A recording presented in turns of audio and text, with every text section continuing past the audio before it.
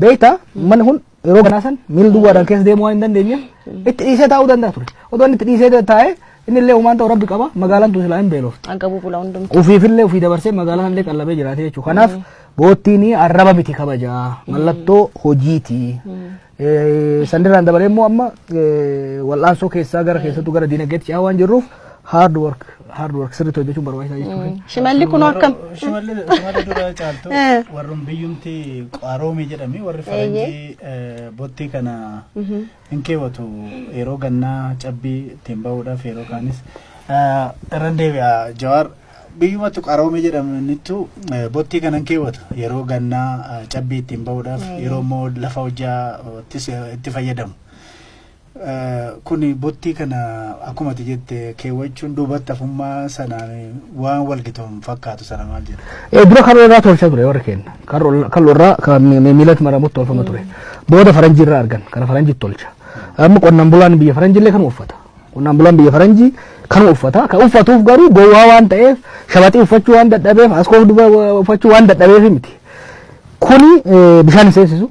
Dhoqqeen seensisu dhoqqee fedhe keessa rooba caffaa lafti amma fakkeenya gara sulultaa kana yoo baate gara salaalee kana yoo baate asiin gara adaa kana yoo baate yeroo gannaa bishaan lafa ciisaa dhoqqee qabaa ittiin qota. Ganna yoon qotiin birraa waan nyaatu hin qabu. Ganna kana yoon qotiin ganna kana dhoqqee kana yoon qotiin irreechuma kanaa gammachuun qotachuu irreeffachuu hin danda'u jechuudha. Kanaaf faranjilleen kan waan jiraatti namni keenya illee daddafeet faranji irraa fudhatee hangaafa guddadhu summan kiyya hundi warri akaakayyuu kiyya hundumtu kana qaba jechuudha. Gara salaalee kana galtanii arsii guutuu barsiisaniit kanaan ittiin jiraachaa turani. Sanaaf hoggaa amma waan akkasii hoggaa jaan argeetin huccuu kana hoggaa inni godhu kanallee galgala barbaachisee hin fide. Suniin darraa dhufe qonnaan bulaa tokko irraa naa fidanii ga'e. Shifarraa sidaa turaa fide.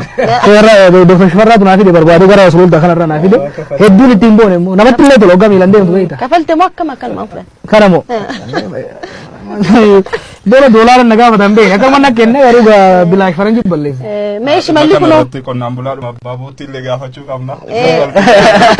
Waan jiru kabiraan kanan si gaafadhu har'a irreechi Finfinnee egaa haala miidhagaa fi ho'aa ta'een kabajame milkaa'inni guddaan argameera jechuu dandeenya. Gara si darbuu keenya dura. Hayyee xumuradhu. Uummata keenyati namni keenya harka duwwaa gabaan dhaqu harka duwwaa cidhan dhaqu.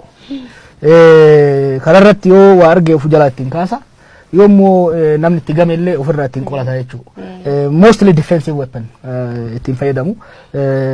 Warri keenya keessattuu warri hanfiyyaa hoggaa amma onni dhaqu hoggaa mana cidhaas qidaamees gabaa dhaqu kana qabatee dhaqa.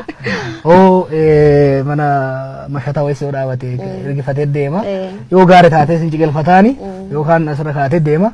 Yoo immoo ka dubbii barbaadu dhufes gaafata jechuudha. Kanaaf ati maaliif qabatte? Anama sulloo wayitoo itti ciqilfadhee itti hirkadhee bahuudhaaf. Tole egaa irreechi Finfinnee haala namatti toluun milkaa'eera jechuu dandeenya.